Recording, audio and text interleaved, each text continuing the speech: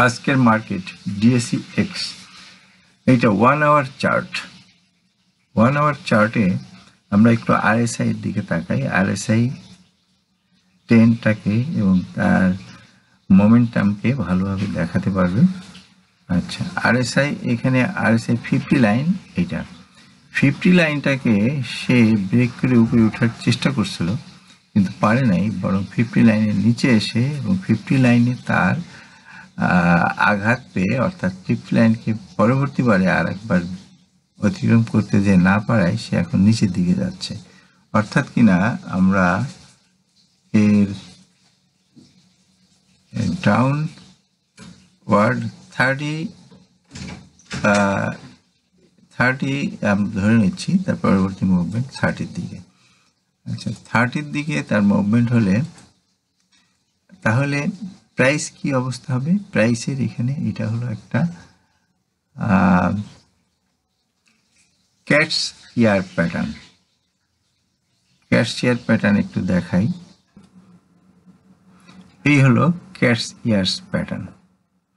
এখানে একবার এই সমতল অর্থাৎ এই সাপোর্ট একবার ভেঙে গেলে সে নিচের দিকেই যাবে, অর্থাৎ 30 অবশ্যই টাচ করবে এবং এর দৈর্ঘ্যটা হবে এই দৈর্ঘ্যটা, এই লেন্থটা হবে তার নিচের দিকের লেন্থ। এখন ক্যাটস ইয়ার প্যাটার্নের সাপোর্ট লেভেল হলো এইটা।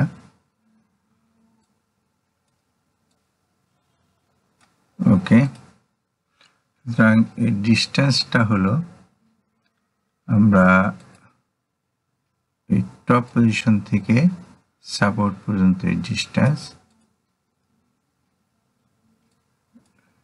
এটাকে ব্লু করে দিই, ব্লু অ্যান্ড সুতরাং এই লেন্থটা আমরা এখানে দেখতে পাচ্ছি সে কিন্তু সাপোর্ট ভেঙে ফেলছে। সুতরাং পরবর্তী দিন তার মুভমেন্ট এইখানে আসাটাই স্বাভাবিক, পরবর্তী দিন না, পরবর্তী দিনগুলিতে। সো এমন একটা অপ্রীতিকর এবং অপ্রিয় অ্যানালাইসিস দেওয়ার জন্য আন্তরিকভাবে দুঃখিত, কিন্তু আমার টেকনিক্যাল অ্যানালাইসিস যা বলে আমি সেটা বললাম। আর যদি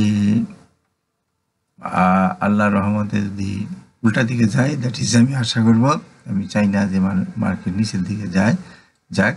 আমি মার্কেট কিন্তু অ্যানালাইসিস যেটা বলে আমি এখানে সেটা দিতে বাধ্য হলাম। ধন্যবাদ সাথে থাকার জন্য। আসসালামু আলাইকুম।